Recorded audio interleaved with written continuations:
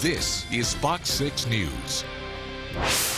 Tonight's big story, back to work. After a campaign he clearly did not want, but clearly did win, Governor Scott Walker gathered his cabinet this morning to talk state business. The governor stayed on the theme. He stated in his victory speech last night that it's time to bring Wisconsin together. Our Mike Lowe has more in tonight's political lowdown. He is live in Madison. Good evening, Mike.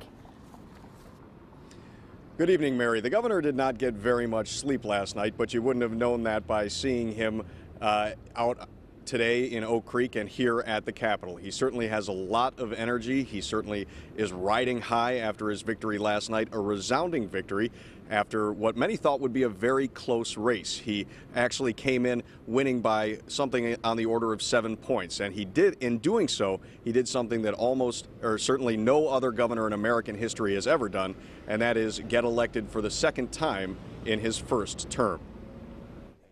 There's no rest for the weary. Sorry about my voice. And no rest for the winner.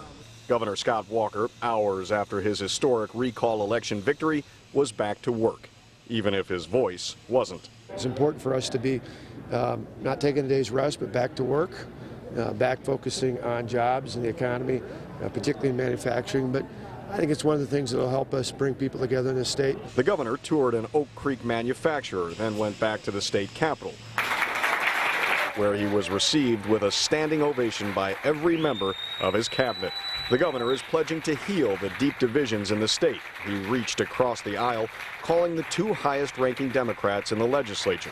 One of them is Senator Mark Miller, who may become the new majority leader. We talked about following through on his pledge to be the governor for all the people of the state of Wisconsin. We're serious about offering to have lawmakers, all 132, invited to come over and share with us some brats, some burgers, maybe a little Wisconsin beer. The governor says invitations will go out shortly. Senator Miller says if the Democrats were to gain the majority when the Racine recall race is sorted out, he would discuss common causes with the governor. We need to be able to start on the path that both Governor Walker and Mayor Barrett indicated is to heal our state.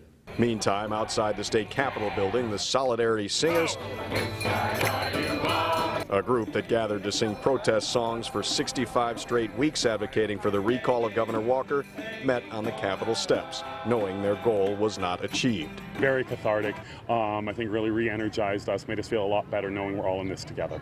And that is the same note the governor hit, even with a scratchy voice. We're no longer political opponents. We're all Wisconsinites, and I think overwhelmingly there's more that unites us than divides us.